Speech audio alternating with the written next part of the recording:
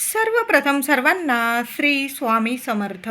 स्वामी महाराजांच्या कृपेने तुमच्या सर्व चांगल्या इच्छा पूर्ण होत ही स्वामींचरणी प्रार्थना करते आणि आजच्या व्हिडिओला सुरुवात करते.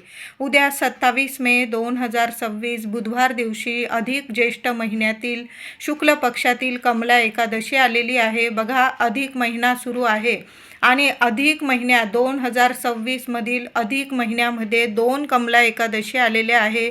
उद्या 27 मे रोजी आणि 11 जून 2026 गुरुवार दिवशी सुद्धा अधिक ज्येष्ठ कृष्ण पक्षातील एकादशी म्हणजेच कमला एकादशी आलेली आहे. तर शुक्ल पक्षातील येणारी एकादशी आणि कृष्ण पक्षातील येणारी एकादशी अशा 24 एकादशी एकूण वर्षभरात येत असतात. बरेचसे लोक या 24 एकादशीचं व्रत करता, उपवास करता. काही लोक आषाढी कार्तिकी उपवास करता, व्रत करतात. आता ज्यांना उपवास नाही जमत ना, उपवास नाही केला तुम्ही तरीही चालेल. तुम्ही करत असाल अधिक महिन्यातील प्रत्येक एकादशीचा उपवास तर आवर्जून करा. तब्येत चांगली आहे त्यांनी उपवास आवर्जून करा. नाही जमलं, आपण सेवा तर करू शकतो. सेवा केल्याने सुद्धा उपवास केल्याचं सुद्धा फळ मिळतं. तर उद्या शुक्ल पक्षातील अधिक ज्येष्ठ शुक्ल कमला एकादशी आलेली आहे. सोन्यासारखा दिवस आहे. अधिक महिन्यातील ही एकादशी अतिशय सुंदर सोन्यासारखा दिवस आहे. सर्वांनी लवकर उठायचं आहे आणि आंघोळीच्या पाण्यात चिमूटभर हळद टाकायची आहे. तुळशीचं पान असेल एखादं, तुम्ही तुळशीचं पानही टाकू शकता. पण उद्या कृपया कुणीच तुळस तोडू नका. तुळशीला हात लावू शकतो का? तर हो, आपण पूजा करण्यासाठी, सेवा करण्यासाठी तुळशीला हात लावू शकतो. फक्त तोडू नका. मंजुळा किंवा तुळशीचे पानं तोडू नका. आजच तोडून ठेवा किंवा फुलवाल्या दादांकडून तुम्ही विकत आणली चालेल. तर उद्या थोडीशी चिमूटभर हळद, थोडंसं गंगाजल असेल, कारण अधिक महिन्यामध्ये गंगेमध्ये स्नान करणं खूप प्रभावशाली ठरत असतं. तीर्थक्षेत्री स्नान करायला बरेचसे लोक या अधिक महिन्यामध्ये जात असतात. तर आपल्याला नाही जमलं गंगेत स्नान करणं तर घरच्या घरी गंगेचं थोडं गंगाजल थोडं टाका. थोडी चिमूटभर हळद टाका. तुळशीचं पान असेल एक आवर्जून टाका. लहान मुलांपासून मोठ्या व्यक्तीपर्यंत हा उपाय अंघोळीचा सर्वांनी जरूर करा. जे शारीरिक मानसिक त्रास असतील ते संपूर्ण नष्ट होईल. माता लक्ष्मीची कृपा होणार आहे. अंघोळीनंतर महिलांनो, उद्या कमला एकादशी आणि ती पण अधिक महिन्यातील प्रत्येक महिलेने आपल्या घराच्या उंबरठ्यावर हळदीचं लेपन आवर्जून करा. थोडं गोमूत्र घ्या, थोडीशी हळद घ्या आणि पातळ जरी लेपन केलं उंबरठ्यावर, तुम्ही जसं करता शुभ तिथींना लेपन तशा पद्धतीने आपल्या मुख्य उंबरठ्यावर हळदीचं लेपन जरूर करा. हळद, कुंकू, फुलं, अक्षता वाहून आपल्या उंबरठ्याची, माता लक्ष्मीच्या पावलांची छान पूजा करायची आहे. हळदीचं स्वस्तिक काढायचं असेल तुम्हाला मुख्य दरवाजावर, आवर्जून काढा. 5 आंब्याची पानं असतील तर आंब्याची पानं सुद्धा धुवून घ्या, स्वच्छ पुसून घ्या. प्रत्येक आंब्याच्या पानाला लक्ष्मी नारायणांचा मंत्र जपा. ओम नमो भगवते वासुदेवाय नमः, ओम श्रीम नमः आणि हळदी कुंकवाचं बोट त्या प्रत्येक आंब्याच्या पानाला लावा आणि ती 5 पानांची 11 पानांची डाहळी किंवा तोरण बनवलेलं असेल आपल्या मुख्य दरवाजावर जरूर लावा. खूप शुभ ठरेल. शुभ मंगल गोष्टी घरात घडून येतील. कमला एकादशीला प्रत्येक महिलेने आपल्या तुळशी मातेची सुद्धा छान सेवा करायची आहे. पूजा करा. सकाळीच आंघोळीनंतर उंबरठा पूजन करण्याच्या आधी किंवा नंतर करून झाल्यानंतर तुळशीची छान पूजा करा. तुळशीजवळ मुख्य दाराशी लहान का होईना रांगोळी काढा. रांगोळीवर सुद्धा हळदी कुंकू अर्पण करा. त्याचबरोबर तुळशीला चमचाभर दूध अर्पण करा. उन्हाळ्याचे दिवस आहे. देवांना अभिषेक केलेलं तीर्थ किंवा स्वच्छ पाणी तुम्ही तुळशीला अर्पण करू शकता. पण चमचाभर गाईचं दूध तुळशीला अर्पण करा. चिमूटभर हळद अर्पण करा. हळदी, कुंकू, फुलं, अक्षता वाहून तुळशी मातेची छान पूजा करायची आहे. आणि 1 रुपयाचं नाणं घेऊन तुम्हाला तुळशीच्या मातीत तुळशीजवळ ठेवून द्यायचं आहे. महिलांनो, करून बघा. सुंदर अनुभव येतील. सोन्यासारखे अनुभव येतील. काही जास्त लागणार नाही तुम्हाला. फक्त 1 रुपयाचं नाणं घ्यायचं आहे. सकाळीच ही सेवा करायची आहे. तुळशी माऊलीची छान सेवा करा, पूजा करा. आणि 1 रुपयाचं नाणं तुळशीच्या मातीत ठेवून द्यायचं आहे, दिवसभर राहू द्यायचं आहे. त्या नाण्याची सुद्धा हळदी कुंकू फुलं अक्षता वाहून पूजा करा. ओम श्रीम नमः, ओम नमो भगवते वासुदेवाय नमः. उद्या जेवढा मंत्र जपता येईल ना तेवढा जपा. कुणाशी नाही बोलला तुम्ही तरीही चालेल, मौन धरून घ्या, पण आपल्या मुखातून जेवढ्या वेळा लक्ष्मीनारायणांचा मंत्र जपता येईल ना, तसं तर अधिक महिन्यामध्ये जेवढा मंत्रोच्चार होईल ना लक्ष्मीनारायणांचा, तेवढं अधिकाधिक आपल्याला भरभरून पुण्यफळ मिळणार आहे. बघा, उद्या कुणाची निंदा नानस्ती होणार नाही याची कृपया सर्वांनी काळजी घ्यायची आहे. बुधवार आहे, बऱ्याचशा घरांमध्ये मांसाहार केला जातो. कृपया मांसाहार मद्यपान होणार नाही. त्याचबरोबर मसूरची डाळ वगैरे तुम्ही जर टाळत असाल तर मसूर किंवा अख्खा मसूर डाळ या गोष्टीसुद्धा आहारात घेतल्या जाणार नाही याची काळजी घ्या.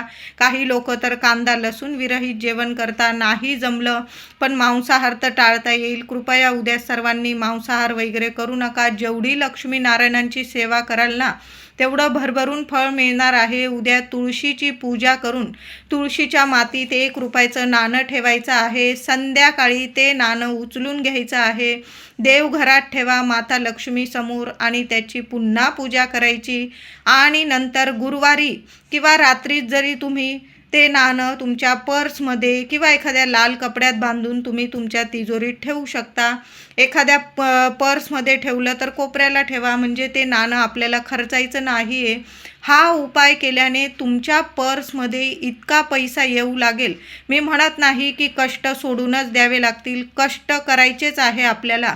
कष्टाला काही वेळा साथ मिळत नसेल, दैवी अनुभव येत नसेल, तुम्हाला तुमच्या कष्टाचं चीज होत नसेल, तर तुम्हाला कष्टाला जर फळ हवं असेल तर कमला एकादशीला 1 रुपयाचा हा उपाय जरूर करा आणि रात्री तो रुपया तुमच्या तिजोरीत ठेवा. लक्ष्मीनारायणांचं स्मरण करा, मंत्र जपा आणि तुमच्या तिजोरीत ठेवा किंवा तुमच्या पॉकेटमध्ये पर्समध्ये महिलांनी ठेवा, दादांनी ठेवा, पण तो रुपया खर्चू नका. नंतर एखाद्या वर्षाने तो रुपया तुम्ही एखाद्या पेटीत स्वामींच्या मंदिरात जा, लक्ष्मीनारायणांच्या त्या मंदिरात गेल्यावर तुम्ही तो रुपया दानपेटीत वगैरे टाकू शकता. किंवा असे उपाय जेव्हा आपण करतो ते रुपये जर साचत असतील तर लक्ष्मी मातेसाठी, नारायणांसाठी किंवा आपल्या कुलस्वामिनीसाठी त्या पैशांनी एखादी वस्तू आणली ना आपण तरीही चालतं.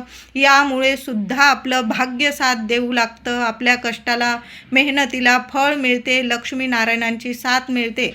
म्हणून उद्या हा उपाय जरूर करा. सुंदर अनुभव येतील, पैशाला पैसा येईल ओढून, बरकत येईल, लक्ष्मी स्थिर होईल तुमच्या घरात. पैसा नाही अशा गोष्टी कधी घडणार नाही. तुमचे सर्व स्वप्न नक्कीच माता लक्ष्मी पूर्ण करणार आहे. उद्या देवघरात देवांना छान असा दुधाने पंचामृताने अभिषेक जरूर घाला. बाळकृष्णाची मूर्ती असेल, बाप्पाची मूर्ती असेल, सर्व देवांना गाईच्या दुधाने किंवा पंचामृत तयार केलेलं असेल किंवा थोडीशी केशर दुधात किंवा पाण्यात मिक्स करा आणि त्याने जर तुम्ही अभिषेक घातला ना तर खूप छान अनुभव येतील तुम्हाला. आता नाही तुमच्याकडं केशर, देवांसाठी जी हळद वापरताना तुम्ही ती जरी पाण्यात मिक्स केली किंवा दुधात मिक्स केली आणि त्या पाण्याने दुधाने तुम्ही बाळकृष्णाच्या, विठू माऊली, रुक्मिणी मातेची मूर्ती असेल, लक्ष्मीनारायणांची मूर्ती असेल, माता लक्ष्मीची मूर्ती असेल तर त्या मूर्तीवर जरूर असा हळदीच्या पाण्याने किंवा दुधाने अभिषेक जरूर करा. बाप्पालासुद्धा असा अभिषेक करू शकता तुम्ही. नंतर तुम्हाला ते पाणी झाडांना अर्पण करायचं आहे. छान असं ओलं अष्टगंध करा, हळदी कुंकू ओलं करा, देवांना तिलक करायचं आहे. गणपती बाप्पाला छान दुर्वा अर्पण करा. उद्या बुधवारसुद्धा आलेला आहे, बाप्पाला दुर्वा अर्पण करा. महादेवांची शिवपिंडी असेल, छान असा बेल फूल अर्पण करा. आणि बाळकृष्णाच्या मूर्तीला तुम्हाला जर पिवळी चाफ्याची फुलं किंवा पिवळी झेंडूची फुलं मिळाली, आवर्जून पिवळी फुलं अर्पण करायची आहे. आणि जेवढी तुळस असेल ना तुमच्याकडं, महिलांनो, दादांनो, उद्या विष्णू सहस्त्र नामावली पठण करत श्री हरी ओम नमो म्हणजे बाळकृष्णांना जरूर अर्पण करायचं आहे. ओम नमो भगवते वासुदेवाय नमः. ओम विष्णवे नमः. जेवढेही तुळस असेल ना, मंत्र जपत जपत जपत तुम्हाला ती तुळस बाळकृष्णाच्या मूर्तीवर अभिषेक करायचा आहे. जेवढी तुळस अर्पण कराल ना तेवढंच चांगलं. चांगली तुळशीची पानं घ्या, स्वच्छ बघून घ्यायची आहे. तुटलेली वगैरे तुळस देवांना अर्पण करू नका. विठू माऊली रुक्मिणी मातेला सुद्धा तुळस अर्पण करायची आहे. उद्या देवघरात काहीतरी गोडाचा नैवेद्य उद्या जरूर दाखवा. पिवळी केळीचा नैवेद्य दाखवू शकता किंवा खीर बनवली. आपण एकादशीला भात तर खात नाही, पण देवांना तुम्ही खिरीचा नैवेद्य दाखवू शकता. संध्याकाळी ती खीर तुम्ही प्रसाद स्वरूप खाऊ शकता. तर उद्या तुम्ही खिरीचा नैवेद्य दाखवा. रव्याची खीर करू शकता, शेवयांची करू शकता, तांदळाची, गव्हाच्या खपली गव्हाची. तर त्यामध्ये थोडी केशर असेल, मखाने असतील तुमच्याकडं, आवर्जून टाका आणि देवांना या खिरीचा किंवा वेगळी मिठाई बनवलेली असेल, तुम्ही शिऱ्याचा नैवेद्य बनवलेला असेल तर तो नैवेद्य दाखवताना त्या नैवेद्यावर एक का होईना तुळशीचं पान जरूर ठेवा. उद्या एकादशी आहे. देवांना लगेच नैवेद्य स्वीकार करतात देव आणि भरभरून आशीर्वाद देतात. म्हणून तुळशीचे जेवढे उपाय करता येईल ना तेवढे आवर्जून करा. देवांना अभिषेक करा उद्या तुळशीचा आणि संध्याकाळी त्यातीलच एक तुळशीचं पान देवांच्या चरणाजवळून उचलून घ्या. मुलांना सुद्धा एक तुळशीचं पान खायला द्या. तुम्ही सुद्धा देवांचा आशीर्वाद प्रसाद स्वरूप ते तुळशीचं पान खाऊन घेतलं किंवा नैवेद्यावर जे तुळशीचं पान ठेवलेलं असेल ते जरी खाल्लं तुम्ही चालेल. खूप सोन्यासारखे अनुभव येतील तुम्हाला. कितीही त्रासात असाल, संकटात असेल, कुणाला सांगता येत नाही अशा संकटात असाल तुम्ही, सर्व दुःख संकट क्षणात लक्ष्मी नारायण दूर करतील आणि भरभरून कृपा करतील. बघा, सुंदर दिवस आहे. जेवढी सेवा कराल ना त्याचं भरभरून फळ मिळणार आहे. तुमच्या घराजवळ जर विठू माऊलीचं, लक्ष्मीनारायणांचं मंदिर असेल, लक्ष्मीनारायण विठ्ठल रुक्मिणीचं, तर उद्या थोडे का होईना विड्याचं पान घ्या. एखादं, एक घ्या, 2 घ्या आणि त्यावर थोडेसे बत्तासे ठेवायचे आहे तुम्हाला. तुमच्याकडं जर अनारसे असतील तर तुम्ही अनारसेही ठेवू शकता. नसतील थोडे बत्तासे ठेवायचे आहे. त्यावर एक तुळशीचं पान ठेवा. दोन्ही हातात ते बत्तासे त्या पानासह पकडायचे आहे तुम्हाला. तुमच्या मनातील इच्छा बोलायची आहे. देठ मात्र देवांकडे आला पाहिजे अशा पद्धतीने विड्याच्या पानावर तुम्हाला थोडेसे बत्तासे ठेवून घ्यायचे आहे आणि ते विड्याचं पान बत्तासेसह एक तुळशीचं पान वरती ठेवा आणि देवांना तुमची इच्छा बोलून तुम्हाला ते देवांना वाण द्यायचं आहे. कमला एकादशी आहे. तुमचं वाण, तुमचं दान कधीच खाली जाणार नाही. तुम्ही खाली हात घरी येणार नाही. असा सुंदर दैवी अनुभव देणारा ही सेवा आहे, हा उपाय आहे. आवर्जून करा. थोडेसे बत्तासे एका विड्याच्या पानावर घ्या आणि तुम्हाला ते पान बत्तास्यासह देवांना अर्पण करायचं आहे. एखादा तांब्याचा दिवा जर तुम्हाला परवडत असेल, महिलांनो, दादांनो, एक तांब्याचा छोटा का होईना निरांजन खरेदी करा. त्यात तुपाची वाट ठेवा, फुलवा, तूप टाका आणि देवांसमोर मंदिरात तो दीपदान करायचा आहे तुम्हाला. फक्त एक दीपदान करा या अधिक महिन्यामध्ये. तुमचं दीपदान तुम्हाला तुमच्या आयुष्यात इतकं सुख समृद्धी घेऊन येईल की तुम्हाला कधीच कशाला कमी पडणार नाही. वाण वगैरे देत असाल तुम्ही, मान्य आहे, पण लक्ष्मी नारायणांच्या किंवा विठू माऊली रुक्मिणी मातेच्या मंदिरात किंवा तुमच्या घराजवळ जे मंदिर असेल, मग देवी मंदिर असो, गणपती बाप्पांचं मंदिर असो, महादेवांचं मंदिर असेल, तिथं सुद्धा तुम्ही ही सेवा करू शकता. एक तांब्याचा दिवा विकत घ्या, त्यात फुलवात ठेवा तुपासह आणि तो निरांजन प्रज्वलित करून देवांना ओवाळून घ्या त्या निरांजननी आणि तिथं दीपदान करून द्यायचं आहे. बघा, जसं तो दिवा नेहमी प्रज्वलित होईल, तिथले ब्राह्मण वगैरे देवांसमोर तो दिवा नेहमी लावत जातील ना, तसं तुमच्या आयुष्यातील जो अंधकार आहे ना तो क्षणात नष्ट होईल आणि तुमच्या आयुष्यात इतका सूर्योदय, इतका भाग्योदय होईल की तुमच्या लेकरा बाळांना इतकी प्रगती मिळायला लागेल. मग शिक्षण असो, नोकरी असो, तुम्ही काही कष्ट घेत आहात, त्यात तुम्हाला यश मिळत नसेल, अडचणी येत असतील, तर त्यातून सुद्धा तुम्हाला इतकं यश मिळेल, इतकी प्रगती मिळेल, दैवी अनुभव तुम्हाला नक्की येतील. म्हणून असं दीपदान उद्या नक्की करा, आवर्जून करा. आता उद्या नाही जमलं माझ्या महिलांना, दादांना, काही अडीअडचणी असल्या तर पुढील कमला एकादशी येत आहे 11 जून रोजी, त्या दिवशी सुद्धा तुम्ही अशी सेवा करू शकता. पण या अधिक महिन्यामध्ये एक का होईना तांब्याचा दीपदान जरूर करा. बाकी नाही काही केलं ना तुम्ही चालेल, पण एक का होईना छोटासा तांब्याचा दिवा विकत घ्या आणि एखाद्या मंदिरात जरूर दीपदान करा. तुमचं हे दीपदान मी सांगते कधीच खाली जाणार नाही. तुमच्या सर्व कठीण इच्छा जरूर पूर्ण होतील. लक्ष्मी नारायण साक्षात दर्शन देऊन जातील. असा सुंदर दैवी अनुभव देणारी ही सेवा आहे.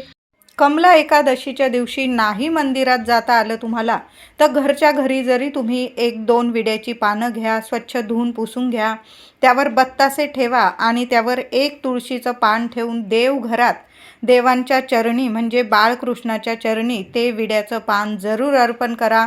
नंतर ते बत्तासे तुम्ही प्रसाद स्वरूप खायचं आहे. विड्याचं पान तुम्ही निर्माल्यात टाकलं चालेल, पण जे तुळशीपत्र बत्तास्यावर ठेवलेलं आहे ना, घरातली गृहिणी असेल किंवा माझे दादा असतील, त्यांनी त्या प्रसादाबरोबर ते तुळशीचं पान जरूर खा. आयुष्यात मोठमोठे चमत्कार नक्कीच घडून येतील. बाळकृष्णाची म्हणजे भगवान श्रीहरी विष्णू आणि माता लक्ष्मीची तुमच्यावर इतकी कृपा होणारा हा उद्याचा दिवस आहे. म्हणून जेवढी सेवा होईल तेवढी आवर्जून करा. घराजवळ जर पिंपळाचं झाड असेल तर उद्या स्पर्श करू नका. फक्त 1 दिवा मातीची पंती घेऊन जा. तेलाचा न्या, तुपाचा न्या, पण 1 दिवा पिंपळाखाली जरूर लावून द्या. एखादा गुळाचा खडासुद्धा पिंपळाखाली जरूर ठेवून या. आता समजा नाही महिलांना जमलं सेवा करायला, माझे दादा जाणार असतील सेवेला, तर मग लांब आहे पिंपळाचं झाड, तर मग काय करायचं, फक्त 1 गुळाचा खडा तरी पिंपळाखाली जरूर ठेवून या. जसा जसा तो गुळाचा खडा तिथले किडे मुंगे खातील ना, तशी तशी तुमच्या आयुष्यातल्या ज्या अडीअडचणी आहे, काही पितृदोषामुळे तुम्हाला अडीअडचणी येत आहे, त्या नक्कीच दूर होतील. पितृदोष शांत होईल. पितृदोषाच्या अडचणीतून तुम्हाला 99% तरी नक्की चांगले अनुभव येतील. 99% अडचणी नक्कीच दूर होतील. मुलाबाळांना भरभरून प्रगती मिळेल. दिवा लावता आला तर आवर्जून पिंपळाखाली दिवा लावा आणि 1 गुळाचा खडा पिंपळाखाली जरूर ठेवा. स्पर्श नका करू, लांबून नमस्कार करा. 21 वेळा तिथं उभं राहून ओम नमो भगवते वासुदेवाय नमः या मंत्राचा जप करा. लक्ष्मी मातेच्या मंत्राचा जप करा. उद्या झालंच महिलांनो, माता लक्ष्मीच्या मूर्तीवर श्रीयंत्रावर आवर्जून जिथं नारायणांची सेवा तिथं लक्ष्मी मातेची सेवा व्हायलाच हवी. आणि लक्ष्मी मातेची सेवा करत आहात तर नारायणांची सेवेशिवाय तर माता लक्ष्मीची सेवा अपूर्ण आहे. दोन्ही देवांची, लक्ष्मी नारायणांची उद्या सेवा झालीच पाहिजे. मातेला, देवी आईला कुंकुमार्चन 11 वेळा करा. 21 वेळा ओम श्रीम नमः, ओम श्रीम नमः नक्की उद्या कुंकुमार्चन करा.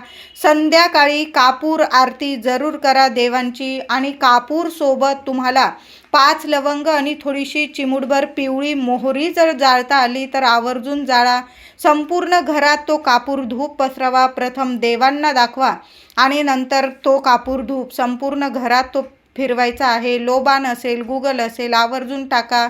नसेल 5 लवंग आणि चिमूटभर पिवळी मोहरी जरी जाळली ना कापूरसोबत, तरी पण तुम्हाला दैवी अनुभव येतील. नकारात्मकता असू दे, वास्तुदोष असू दे, पितृदोष, मुलांना काही ग्रह दोष असतील, संपूर्ण नष्ट होईल.